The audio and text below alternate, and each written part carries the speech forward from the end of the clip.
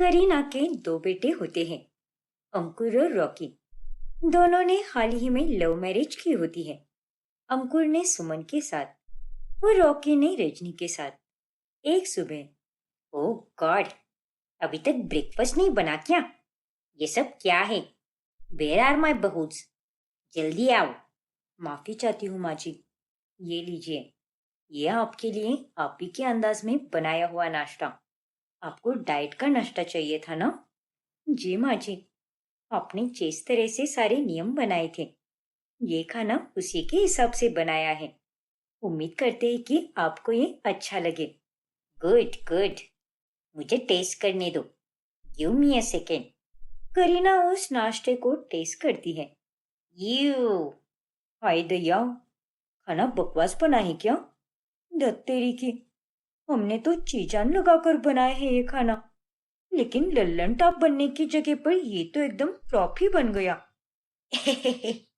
अरे चिल करो, मैं तो मस्ती कर रही हूँ। माय डियर बहुरानीज, तुम दोनों ने ये खाना बहुत ही अच्छे से बनाया है। हालांकि पहले हफ्तों में तुम दोनों ने अपना देसी खाना खिलाकर मेरा मूड ऑफ कर दिया था, लेकिन अब तुम दोनों मेरी 100 गालियां खाकर एकदम लाइन पर आ गई हो। Good, keep it up. शुक्रिया माँ जी। Oh gosh, come on bahus, and stop this. मुझे माजी माजी करके मत बुला। इट साउंड्स बहनजी टाइप यार। Call me mommy, I mean mummy ji भी चलेगा। माजी सुनकर मुझे ऐसा लगता है कि मैं काफी बूढ़ी हो गई हूँ, या फिर एकदम दादी टाइप वाइब आती है मुझे। वैसे माजी, देखा जाए तो आप बूढ़ी ही हो गई हो। अब इस अधेड़ उम्र में भी आपको 21 साल की जवान गांव की गोरी बनना है क्या? फ्रॉक पहनना, पार्टी में जाना, ये सब तो जवान लड़कियां ही करती है ना। शट अप, बड़ी आई गांव की गवार। अरे अब तू मुझे सिखाएगी क्या? और तेरी हिम्मत कैसी हुई मुझे बूढ़ी कहने की? अरे तुझसे भी ज्यादा हॉट और गॉर्जियस मैं हूँ, और तुझ में तो मेरा 1% भी नहीं है। लड़ी हेल। कौन सी लड़ी? वो दिवाली वाली? ओ प्लीज, ना जाने तुम दोनों गवारों में क्या देखा मेरे बेटों ने, जो उन्होंने शहर की इतनी सारी सेक्सी और क्लासी लड़कियों को छोड़कर तुम दोनों जैसी पागल लड़कियों को अपनी बीवी बना दिया। जरूर तुम दोनों ने उन पर कोई जादू टोना किया होगा। हाँ माँ जी, आपने बिल्कुल सही कहा। हमने अपने पतियों पर जादू टोना ही किया है, ताकि वो हमसे शादी कर सके और हम यहाँ इस घर में आ सके। और जल्द ही हम आप पर भी जादू टोना करने वाले हैं। फिर देखना, आप भी कैसे हमारे वश में आती हो, और फिर हम भी आपको हमारे इशारों पर नचाएंगे। आपको हो तो आज ही कर दे ये कांड। क्या? अरे पागल वागल हो गई हो क्या तुम दोनों? और खबरदार, जो तुम दोनों ने मुझ पर कोई काला जादू किया तो stay away, stay away from me. अरे तुम दोनों का दिमाग खराब हो गया है क्या? इस तरह क्यों हंस रही हो? जल्दी बताओ। अरे माँ जी, हम दोनों तो आपके साथ मस्ती कर रहे हैं, पर आप इतना क्यों डर रही हो? मुझे गांव के लोगों पर जरा भी भरोसा नहीं है। पता नहीं कब क्या कर दे। ऐसा कुछ भी नहीं है माँ जी। उल्टा शहर के लोगों का कोई भरोसा नहीं होता। हम गांव के लोग भले ही पैसों से करीब होते हैं, लेकिन हम लोग दिल से बहुत अमीर होते हैं। एकदम सोने जैसा दिल होता है हमारा, जो आप जैसे शहरी लोग ठीक से देख ही नहीं पाते। दिखता है तो केवल गरीबी और अनपढ़ होना। अरे चुप रहो, और ये लेक्चरबाजी छोड़कर जरा घर के काम धाम निपटा लो। पर माँ जी, घर के सारे काम हो गए हैं, तो हम दोनों दोपहर में बाहर घूमने जाने के बारे में सोच रहे थे। हाँ माँ जी, इसलिए हमने पहले ही सारे काम निपटा दिए। बाहर जाना है? नहीं नहीं, कहीं जाने की कोई जरूरत नहीं है। लेकिन क्यों माँ जी? हमने तो सारे काम भी निपटा दिए हैं, तो फिर हम बाहर क्यों नहीं जा सकते? हाँ माँ जी, अब हमें बाहर जाना था, इसीलिए तो हमने सारी तैयारी की थी ना। और आप हो कि ये सब कह रही हो? अरे तुम दोनों को क्या लगा, मॉडर्न सास है तो घर के कामों से तुम्हें ढील मिल जाएगी? नहीं, तुम दोनों को आज छत की सफाई करनी होगी। और स्टोर रूम का सामान कबाड़ी के लिए निकालना होगा। और भी 2 से 3 काम हैं जो मैं तुम्हें ये काम होने के बाद में बताऊंगी। क्या? क्यों? हाँ, इसलिए इतना खुश होने की कोई जरूरत नहीं। चुपचाप घर पर बैठकर सारे काम करो। पर माँ जी, हमने तो 2 दिन पहले ही छत की सफाई की थी ना, तो अभी तो छत एकदम साफ ही होगी। इतनी गंद भी नहीं होगी वहां पर। फिर भी मैंने जितना कहा है उतना ही करो। ज्यादा सवाल जवाब करने की कोई जरूरत नहीं है। और अब मैं बाहर जा रही हूँ। सीधे शाम में ही लौटूंगी। लेकिन तब तक सारा काम हो जाना चाहिए। कमाल है माँ जी, आप खुद तो डोलती रहो और बस हमें ही काम पे काम देती रहो। वही तो, हमें यहाँ पर आए 10 से 15 दिन हो गए हैं। देख रहे हैं अच्छे से। जब भी हमें बाहर जाना होता है तब आप हमें कोई ना कोई काम देकर घर पर रुका देती हो, और ये बात अच्छी नहीं है माँ जी। बता दे रही हूँ मैं आपको। ओह हेलो, मुझे रोकने टोकने वाली तुम दोनों होती कौन हो? मैं तुम्हारी सास हूँ और तुम दोनों इस घर की गवार बहू है। इसीलिए अपनी औकात में रहकर मुझसे बात करो, समझी? चलो जाओ, अब काम पे लगो।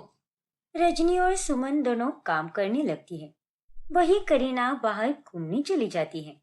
करीना ऐसे ही अपनी गवार मासूम बहुओं को दबाव में रखती है और खुद अपनी जिंदगी मजे में जीती है। ऐसे ही एक रोज, जरा देख तो सुमन, माँ जी के कमरे की सफाई करते समय मुझे ये कागज मिला है। इस पर क्या लिखा है? दया रे दया, इस पर तो दिल वगैरह बनाया है। देखने में तो ये एकदम प्रेम चिट्ठी ही लग रही है। इस पर तो आई लव यू भी लिखा है। हाँ बहन, मुझे भी यही लगा था। उतने में वहां पर करीना आ जाती है। How day you? अरे माँ जी, इसे खींचिए मत ना, वरना फट जाएगा। How day you? मेरे पर्सनल सामान को छूने की हिम्मत भी कैसे की तुम दोनों ने? इडियट्स कहीं की।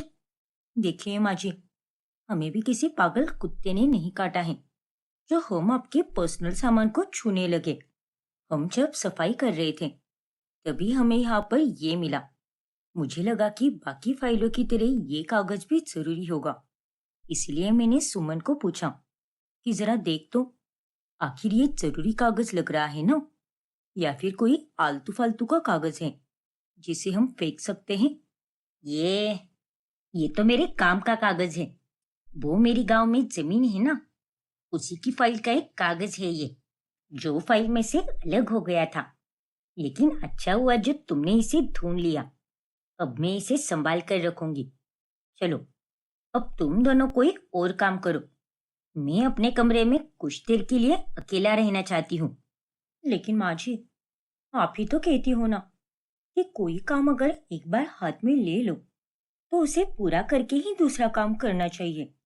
और अब आप खुद ही कह रही हो कि कमरे की सफाई आधी छोड़कर चली जाओ यहाँ से। हाँ हाँ जाओ, इतनी सफाई बस है।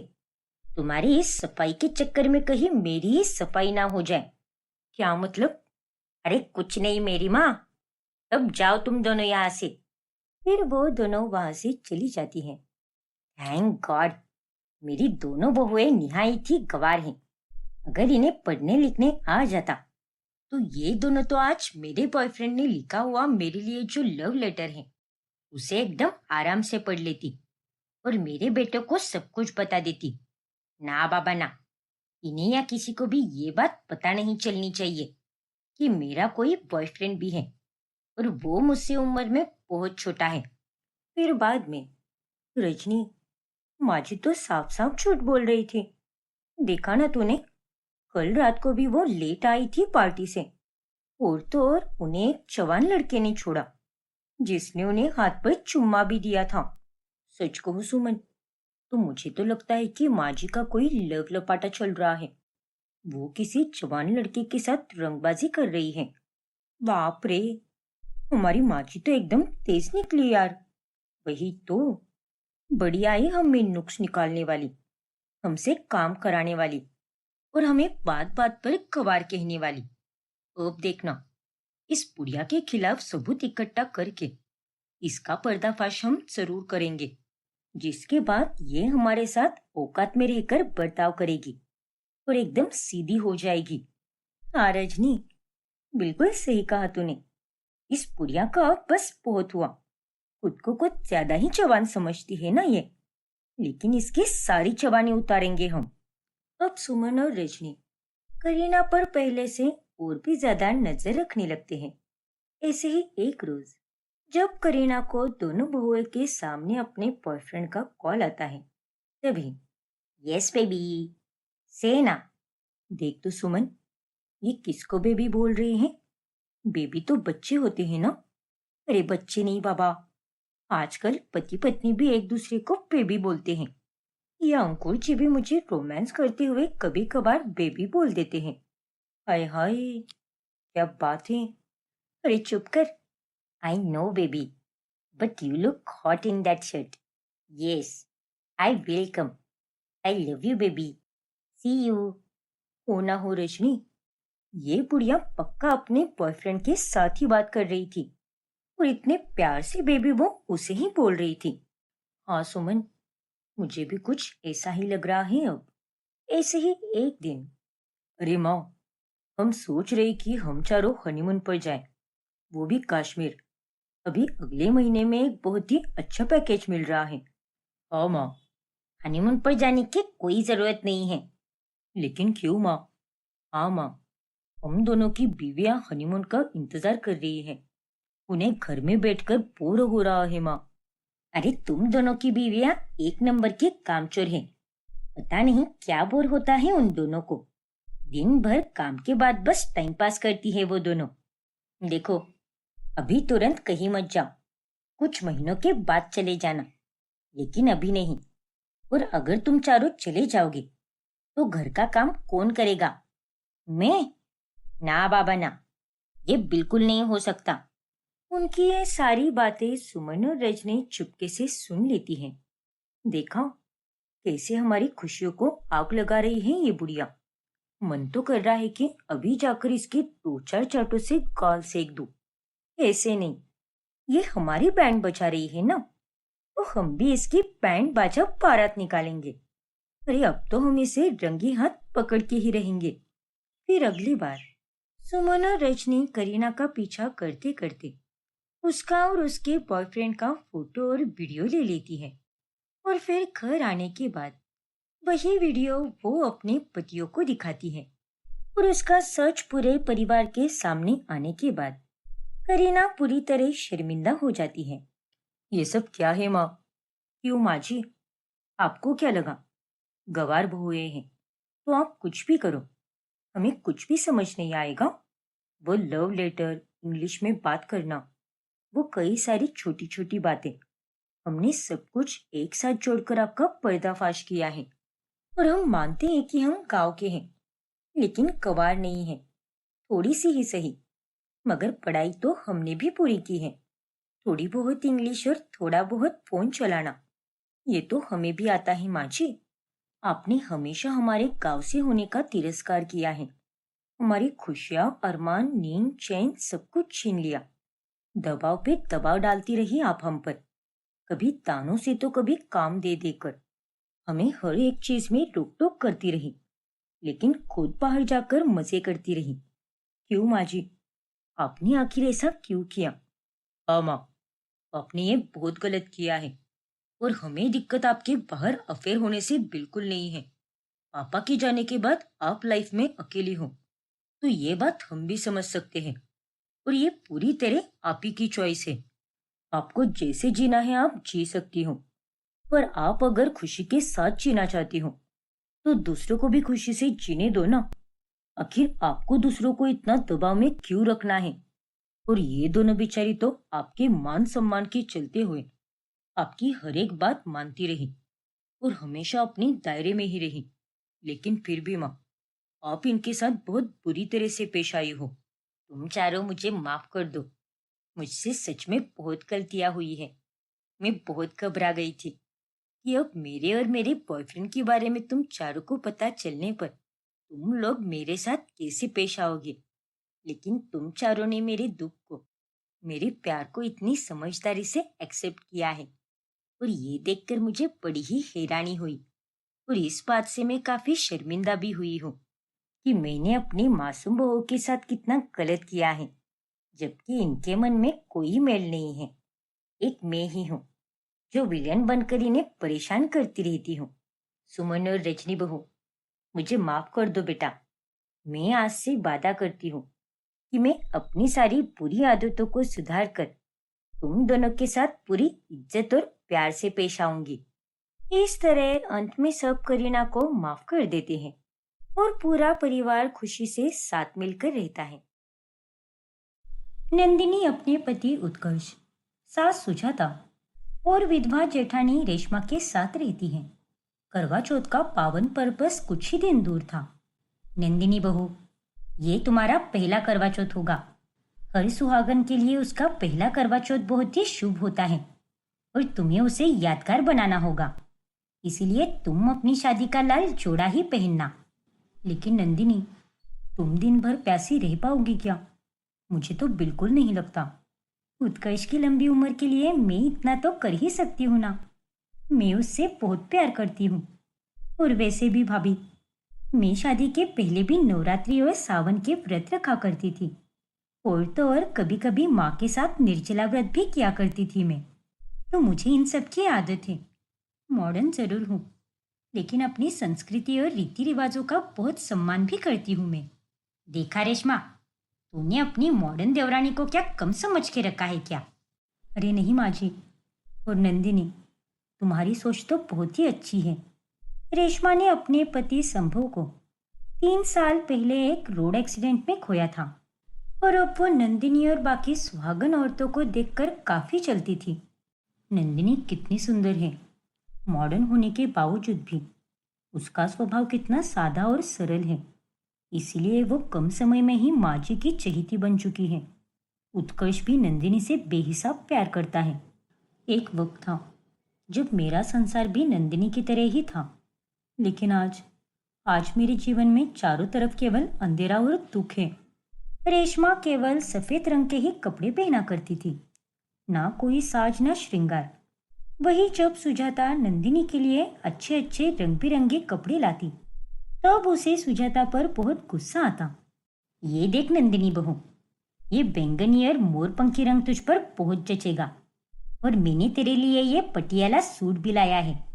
थैंक यू सो मच माँ जी, यू आर द बेस्ट। अरे रेशमा बहू, तू वहां पर क्यों खड़ी है? इधर आ, तेरे लिए भी मैंने कपड़े लाए हैं। क्या आपने मेरे लिए भी कपड़े लाए हैं माँ जी? हाँ बहू, ये देख, ये तेरे लिए सफेद कुर्ता और ये साड़ी भी। इस पर थोड़ी डिजाइन भी है।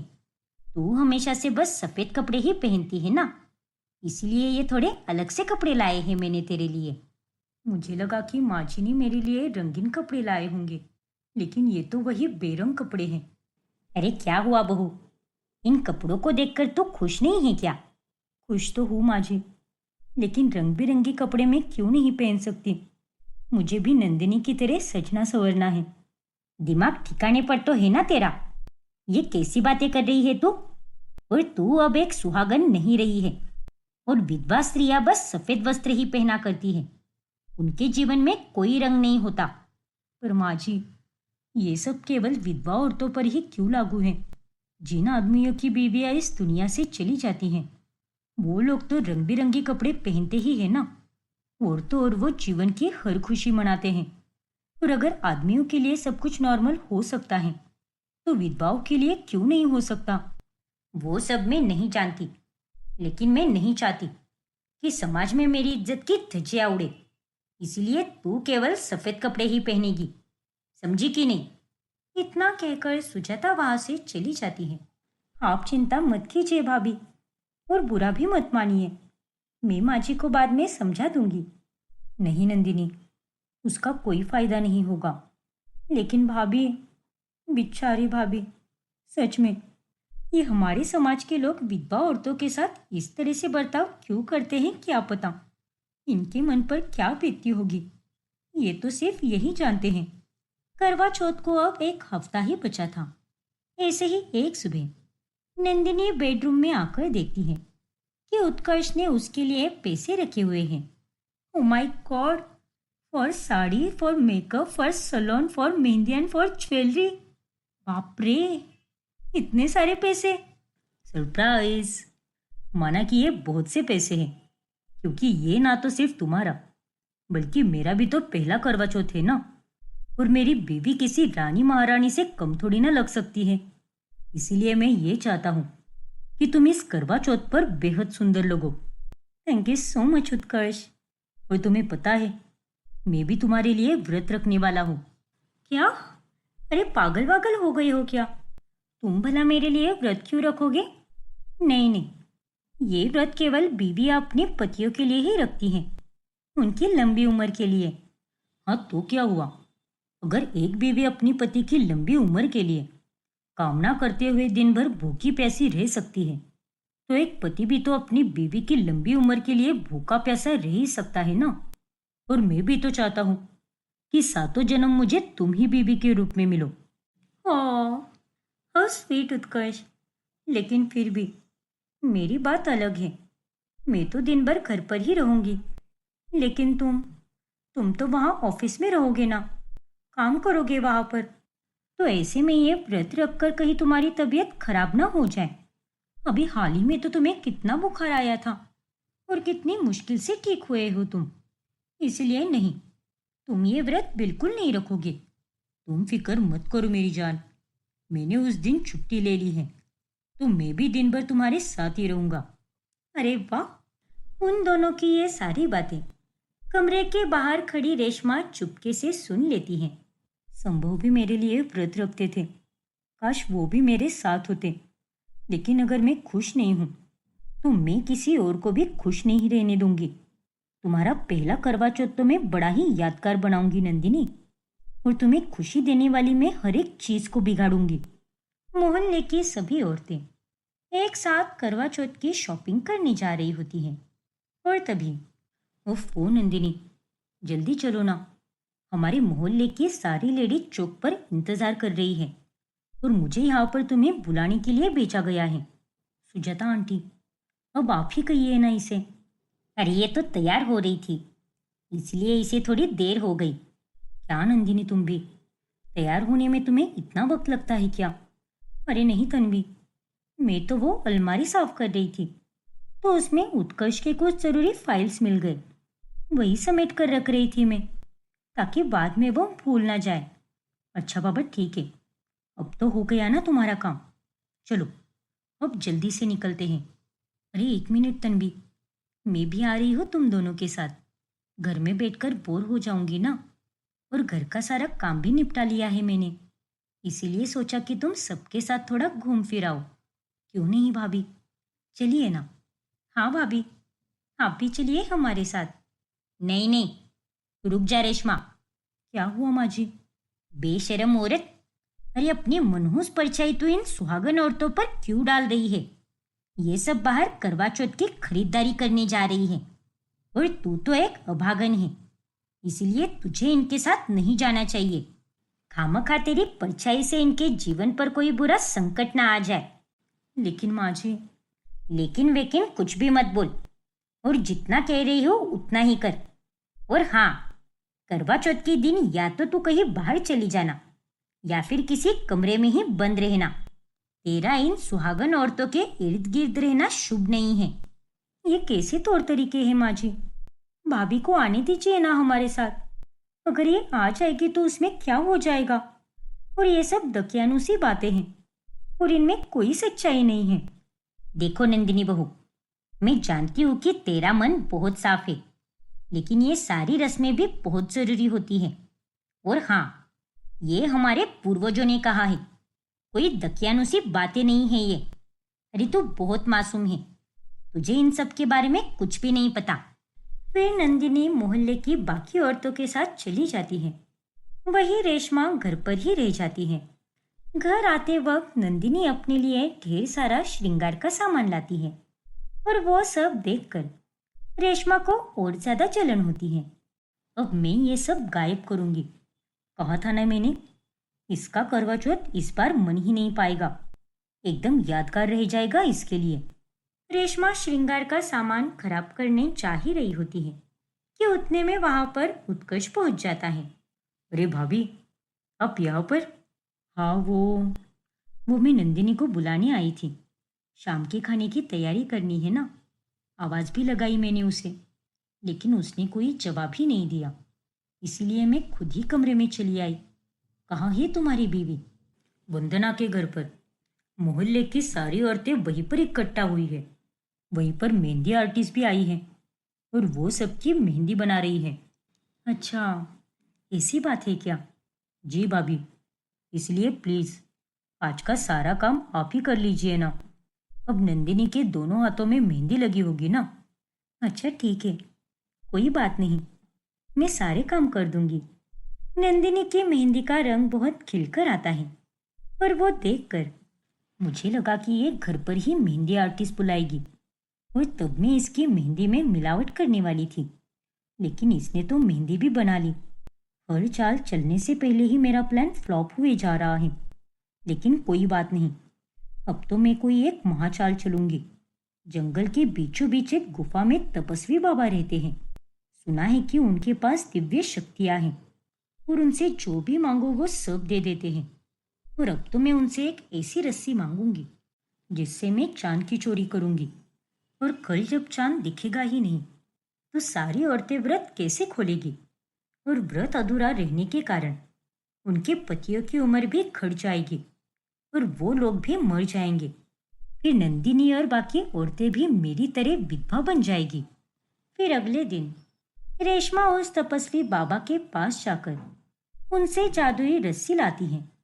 फिर शाम के समय बेवकूफ तपस्वी बाबा, उसे तो ये लगा कि मैं किसी नेक काम के लिए उस रस्सी को मांग रही थी। लेकिन मैं तो अब चोरी करूंगी, वो भी चंद्रमा की।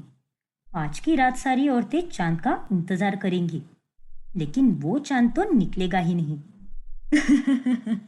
फिर जादुई रस्सी की मदद से रेशमा चांद को खींचने लगती है और उसे छुपाकर वो उसे जंगल में उतारती है और वो रस्सी एक पेड़ से बांध देती है। वही दूसरी तरफ नंदिनी और उत्कर्ष दोनों दिन भर भूखे प्यासे रहकर शाम के समय सज सवर कर तैयार हो जाते हैं।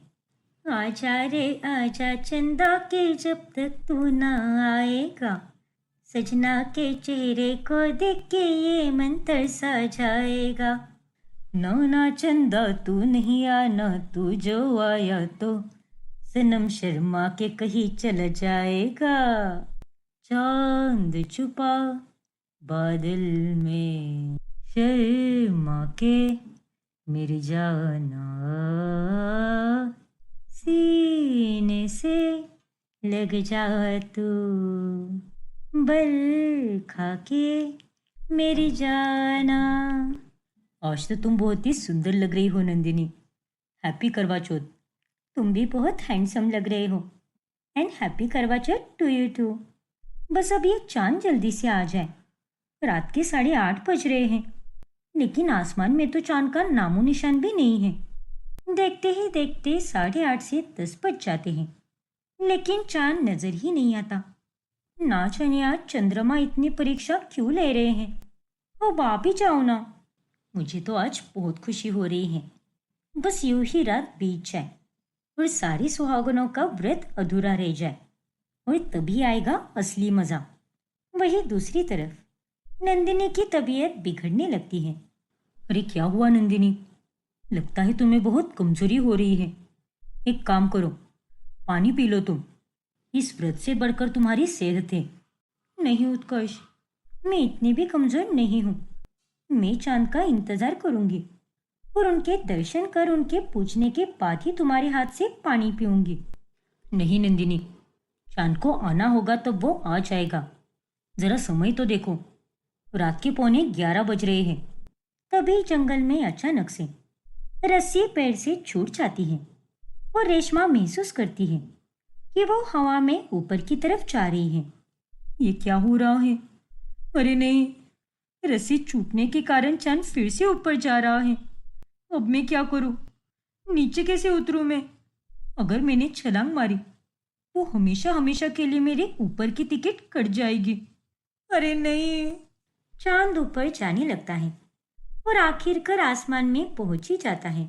फिर नंदिनी और बाकी सभी औरतें चांद को देखकर अपना व्रत खोल देती हैं। ये लो नंदिनी, पानी पी लो। मुझे पूरा विश्वास था करवा माता हम सभी सुहागनों का व्रत अधूरा थोड़ी ना रहने देती। इसीलिए आखिरकार चांद समय से दिख ही गया, वो भी 12 बजने के पहले। दूसरी तरफ रेशमा ऊपर चांद में ही अटकी रह जाती है। नहीं, बचाओ मुझे, कोई है? मुझे फिर से धरती पर जाना है। दूसरों से चलने कूदने के कारण आज मैं हमेशा हमेशा के लिए यहाँ चांद पर आकर फंस गई हूँ। मुझे माफ कर दीजिए भगवान जी, मैं दोबारा कभी कोई ऐसा गलत काम बिल्कुल नहीं करूँगी। मुझे वापस धरती पर जाना है।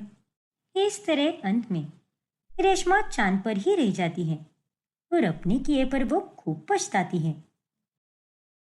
पार्थ अपनी बीवी आलिया के साथ रहता है।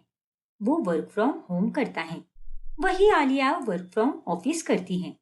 ऐसे ही एक सुबह पार्थ अपना नाश्ता खुद बना रहा होता है और तभी, बाय बेबी, मैं ऑफिस के लिए निकल रही हूँ। दोपहर में वीडियो कॉल करूंगी। हाँ, रोज यही कहती हूँ, लेकिन कभी मुझे वीडियो कॉल नहीं करती। खैर, ब्रेकफास्ट तो मैंने बना दिया है, लेकिन लंच तो बनाकर रखा है ना तुमने? अरे ये क्या, ये सारे पतीले तो खाली है, लंच कहाँ पर है? आज भी तुमने कुछ बनाया नहीं क्या? सॉरी बेबी, वो मैं कल रात को देर तक प्रेजेंटेशन बना रही थी और फिर देर से सोने के कारण देर से उठ गई। इसीलिए ना तो मैंने कोई ब्रेकफास्ट बनाया और ना ही कोई लंच। तुम आज के लिए ऑर्डर कर दो ना, कल से मैं टाइम पर बनाया करूंगी। रहने दो आलिया, रोज का ही हो गया है तुम्हारा अब, इसलिए और झूठ मत बोलो। और कल रात को तुम प्रेजेंटेशन नहीं, बल्कि तुम्हारी सहेली के साथ 2 घंटे तक फोन पर बातें कर रही थी, जिस कारण तुम्हें सोने में देरी हो गई। अरे सच तो ये है कि तुम्हें मेरी कोई चिंता ही नहीं रही, बस अपनी में ही रहती हो तुम। देखो पार्थ, अब सुबह सुबह कलेश मत करो ना, मुझे बाहर के भी काम होते हैं।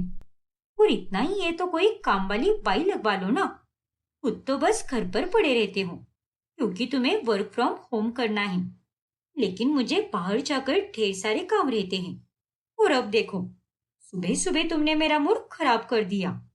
इतना कहकर आलिया वहां से चली जाती है और तभी पार्थ खिड़की से पड़ोस में रहने वाले कपल को देखता है, जिनका नाम रज्जू और मुकुंद होता है। अरे मुकुंद जी, आप अपना टिफिन तो यही भूल गए हो, अब दोपहर में क्या हवा खाओगे क्या? हे भगवान, रुको रज्जू, अभी ऊपर आता हूं मैं।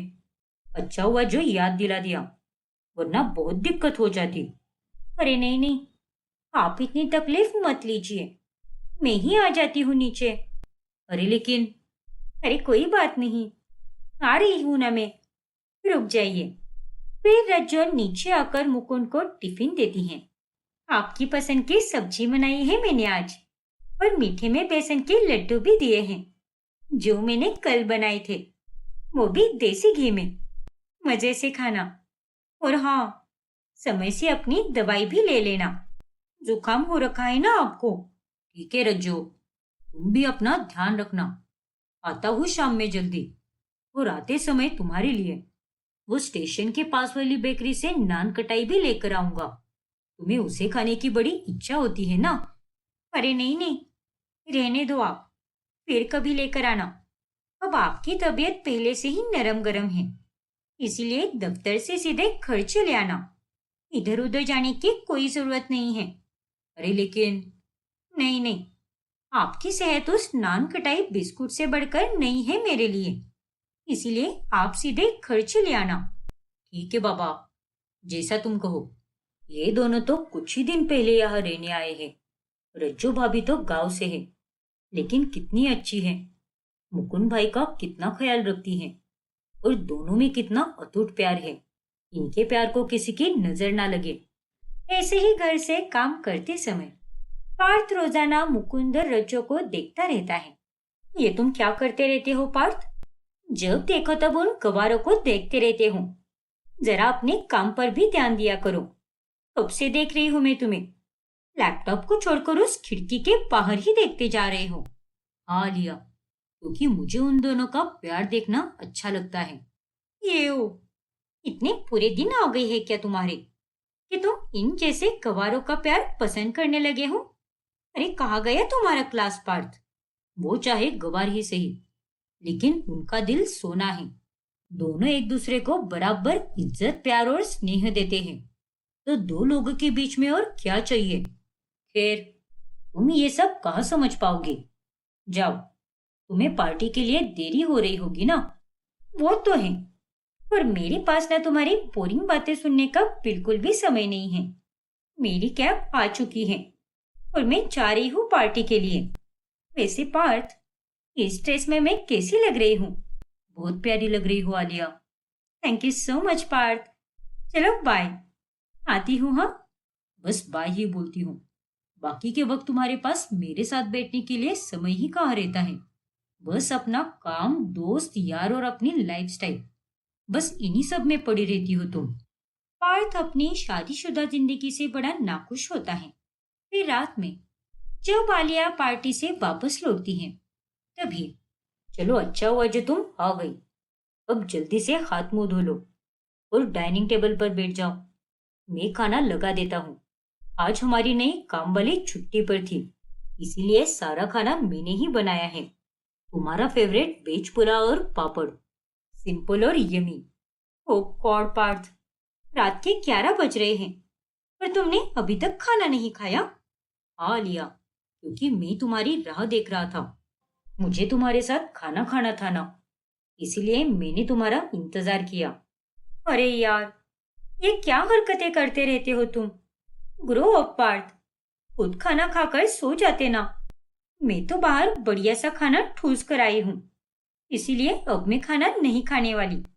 और ये खाना तुम ही खाओ अकेले। मैं चली सोने, मुझे बहुत नींद आ रही है। लेकिन आलिया, मैंने तुम्हारा फेवरेट पुलाव बनाया है। आलिया पार्थ की परवाह किए बगैर ही सोने चली जाती है, और उसे इस बात का बहुत बुरा भी लगता है। फिर वो अकेले ही खाना खाता है। फिर अगले दिन, अरे आलिया, आज तो तुम जल्दी आ गई हो ना, तो चलो हम दोनों कहीं बाहर जाते हैं।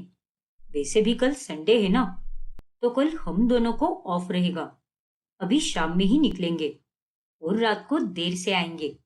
नई मूवी भी लगी है, तो वही देखने चलेंगे और रात में डिनर भी बाहर से ही करके आएंगे। नहीं यार पार्थ, मैं काफी थक चुकी हूँ आज, और अब मुझे बस सोना है। कल रात की थकान अभी तक मिटी भी नहीं है, इसीलिए तुम अकेले ही चले जाओ, या फिर तुम्हारे दोस्त आकाश को लेकर जाओ अपने साथ। वो भी तुम्हारी तरह घर पर ही पड़ा रहता है। बस करो Alia, and what do you mean by घर पर ही पड़ा रहता है? अरे वर्क फ्रॉम होम वालों को बस यूं ही बदनाम करके रखा है। घर से काम करना जितना आसान और अच्छा लगता है, उतना ही वो काम मुश्किल भी होता है। अरे हम घर पर बैठकर कोई आराम नहीं फरमाते। तुम्हारी तरह हम लोग भी नॉनस्टॉप काम ही करते रहते हैं। फर्क बस इतना है कि तुम एक ऑफिस स्पेस में काम करते हो और हम लोग घर में काम करते हैं। अच्छा बाबा ठीक है, इतना हाइपर होने की कोई जरूरत नहीं है। हर बात पर हाइपर होने का मुझे कोई शौक भी नहीं है, लेकिन तुम बातें और हरकतें ही ऐसी करती हो कि मुझे हाइपर होना ही पड़ता है। सच में आलिया, पड़ोस के मुकुंद और रज्जो को देखकर मुझे बहुत बुरा लगता है। काश हम दोनों भी उनके जैसे रह पाते, लेकिन नहीं। जब जब मैं हमारे बीच में हुई सारी खटास भुलाकर मिठास लाने की कोई कोशिश करता हूँ, तब तब तुम रिश्ते और बिगाड़ देती हो। अरे ये क्या नाटक है तुम्हारा? जब देखो तब उन गवार पड़ोसियों की तारीफ करते रहते हो।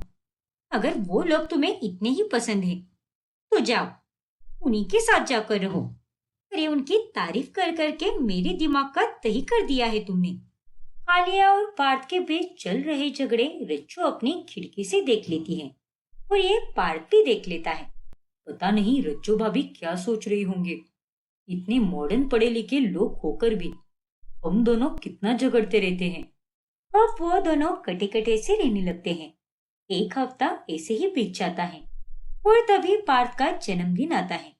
और तभी पूरा दिन बीत गया है, लेकिन मैडम को अभी तक याद ही नहीं कि आज मेरा जन्मदिन है। खैर, मैं अपना काम निपटा लेता हूँ। वैसे भी आज का दिन कुछ खास नहीं है मेरे लिए।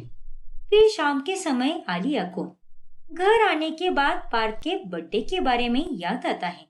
और तभी, I am really sorry Parth, office में आज इतना ज्यादा प्रेशर था कि मुझे तुम्हारे बर्थडे के बारे में याद ही नहीं रहा। और मैं जानती हूँ पार्थ कि तुमने मेरे बर्थडे पर अपने हाथों से मेरे लिए केक बनाया था, खुद ही सारे डेकोरेशंस भी की थी और मुझे इतना प्यारा सरप्राइज गिफ्ट भी दिया था। लेकिन मैं तुम्हारे लिए कुछ भी नहीं कर पाई। लेकिन ये लो, ये केक ऑर्डर किया है मैंने और ये कुछ कैश भी है, ये भी रख लो और जो तुम्हें पसंद है वो खरीद लो। विश करने के लिए thank you so much Alia, लेकिन मैं ये कैश नहीं ले सकता और ये केक तुम फ्रिज में रख दो, मैं बाद में खा लूंगा इसे। देखो पार्थ, मैं मानती हूँ कि एक हफ्ते पहले मैं कुछ ज्यादा ही बोल गई, लेकिन अब छोड़ भी दो ना उस बात को। आज इतना स्पेशल डे है, तो चलो साथ में केक कट करते हैं और फिर हम दोनों बाहर डिनर के लिए जाते हैं, वो भी तुम्हारे फेवरेट रेस्टोरेंट में, जहाँ पर गजल्स बजती हैं और वहाँ का खाना एकदम देसी होता है। तुम्हें वैसी ही जगह पसंद है ना? ना तो मुझे कोई केक कट करना है और ना ही मुझे कहीं बाहर जाना है। मुझे बहुत काम पड़ा है, इसलिए प्लीज आलिया, रहने दो ये सब और तुम भी जाकर आराम करो। ओके फाइन, रहो फिर ऐसे ही। आलिया गुस्से से केक वहीं पर छोड़कर कमरे में चली जाती है। फिर एक दिन जब रज्जो उदास पार्थ को घर के गार्डन एरिया में बैठी हुई देखती है, तभी वो उसके पास चली जाती है और वो दोनों अच्छे से बातें करते हैं। वैसे मैंने ये हलवा बनाया था तो वही देने चली आई। सोचा कि मीठे से ही पड़ोसी के रिश्ते की शुरुआत की जाए। आपकी बीवी कहाँ पर है? हमेशा की तरह वो बिजी है, उसके पास मेरे लिए वक्त ही कहाँ है भाभी। काश हमारी जोड़ी भी आपके और मुकुंद भाई के जैसी होती। मैं समझ सकती हूँ पार्थ जी, लेकिन पति पत्नी के बीच में छोटे मोटे झगड़े तो होते ही रहते हैं ना। अब मेरे और मुकुंद जी में भी बहुत झगड़े होते रहते हैं, लेकिन हम दोनों दिन के अंत में सुलह करके ही सोते हैं। कोई भी खटास अपने मन में दबा कर नहीं रखते हम। काश ये बात मेरी बीवी भी समझ पाती। क्या मैं समझा कर देखूं उन्हें? क्या पता वो समझ जाए। थैंक यू सो मच भाभी, लेकिन वो किसी की नहीं सुनती। फिर थोड़ी देर बाद रज्जो वहां से चली जाती है। तभी वहां पर आलिया आती है और वो रज्जो को पार्थ से मिलते हुए देखकर हैरान रह जाती है। ये क्या? ये कवाड़ तो पार्थ को मिलने के लिए मेरे घर पर आई थी। कहीं इन दोनों के बीच कुछ? नहीं नहीं, ऐसा कुछ भी नहीं होगा। पार्थ की इतनी घटिया चॉइस हो ही नहीं सकती। वो मुझे कभी नहीं छोड़ सकता और उसे मुझसे अच्छी लड़की तो मिल ही नहीं सकती। मैं भी ना दिमाग के घोड़े को ज्यादा ही दौड़ा रही हूँ। फिर एक दिन जब आलिया और पार्थ दोनों डिनर के लिए बाहर जाते हैं, तभी आलिया उसे क्लब लेकर जाती है, जहाँ पर वो एक कोने में बैठकर सॉफ्ट ड्रिंक पीता है। अरे यार आलिया, ऐसा बोरिंग पति चुना है तुमने। ये तो एक कोने में बैठकर सॉफ्ट ड्रिंक पी रहा है। और नहीं तो क्या, नाच भी नहीं रहा ये तो। हमें नहीं पता था कि तेरी चॉइस इतनी सड़ी हुई होगी। अरे तू कैसी और तेरा पति कैसा? लिव इट गाइस, अब क्या ही बोलूं मैं उसे। उनकी बातों से पार्थ को बहुत बुरा लगता है और वो बीच पार्टी से ही वहां से चला जाता है। फिर बाद में, ये क्या है पार्थ, इस तरह से बीच पार्टी से क्यों निकल कर आए तुम? अरे पहले ही मेरे दोस्त तुम्हारे बारे में कुछ भी कह रहे थे और अब तुम्हारे इस तरह चले आने के कारण उन लोगों ने तो और बातें बनाई। जस्ट शट अप, बहुत हो गया तुम्हारा। तुम्हारे दोस्त मेरे बारे में गलत बोल रहे थे, लेकिन फिर भी तुमने कुछ भी नहीं कहा उन्हें। अरे हमारा प्लान डिनर का था, लेकिन तुम मुझे अचानक से क्लब लेकर चली गई और वहां जाकर तुम अपने दोस्तों के साथ खो गई। अरे तुम तो ये भी भूल गई कि वहां पर तुम्हारा पति भी मौजूद है। और तुम्हारा क्या, पति हो ना मेरे, लेकिन तुम तो एक बच्चे की तरह कोने में बैठकर सॉफ्ट ड्रिंक पी रहे थे। क्यों, तुम्हें नहीं लगा क्या कि मेरी खुशी के लिए तुम्हें मेरे साथ आना चाहिए था? ओ प्लीज आलिया, तुम्हारी खुशी के लिए मैंने क्या क्या किया है, अब वो सब मुझसे मत गिनवाओ। और यही फर्क है तुम में और उस रज्जो भाभी में। तुम्हारे लिए सब कुछ इम्पोर्टेंट है, सिवाय तुम्हारे पति के। अरे तुमने तो मुझे हमेशा ग्रांटेड ही लिया है। बस करो पार्थ, उन गवारों के साथ कंपेयर मत करो मुझे। अरे उस गवार पड़ोसन को और क्या ही काम है, बस अपनी पति की सेवा करती रही। अरे अपनी पति की सेवा करने के अलावा उस गवार पड़ोसन को और काम ही क्या है। लेकिन तुम्हारी इतनी डाउन मार्केट और घटिया सोच कैसे हो गई? सच में पार्थ, घर बैठे बैठे तुम पागल हो गए हो। और इसीलिए कहती हूँ मैं कि तुम भी वर्क फ्रॉम ऑफिस करो। 4 अच्छे और क्लासी लोगों में उठोगे बैठोगे तो अपने आप तुम्हारी सोच में भी अच्छा बदलाव आएगा। सोच में बदलाव लाने की मुझे कोई जरूरत नहीं है। अरे असली जरूरत तो तुम्हें है। यू नो व्हाट आलिया, मुझे ना तुम्हारे साथ रहना ही नहीं है। बस बहुत हो गया अब, हमारा अलग होना ही सही रहेगा और तुम यहाँ पर अकेली ही रहो। हाँ हाँ चले जाओ, मैं भी पक गई हूँ तुमसे। फिर झगड़े के बाद पार्थ अपना सारा सामान लेकर दूसरे फ्लैट में रहने चला जाता है। और तभी 2 दिन अकेले रहकर आलिया को बहुत अकेलापन महसूस होता है। और पड़ोस वाले मुकुंद और रज्जो के प्यार को देखकर आलिया अब बहुत भावुक हो जाती है। शायद मैं ही गलत थी।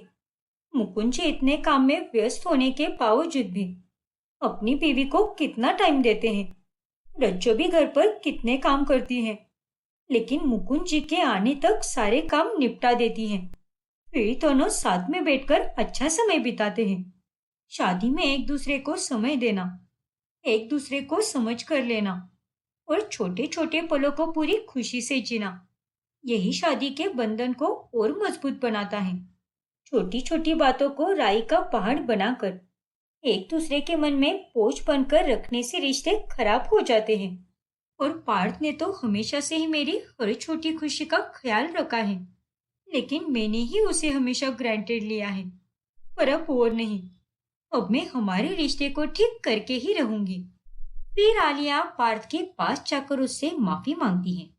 प्लीज मुझे माफ कर दो पार्थ, क्योंकि मुझे मेरी गलतियों का एहसास हो चुका है और मुझे तुम्हारे साथ वैसा बर्ताव नहीं करना चाहिए था पार्थ।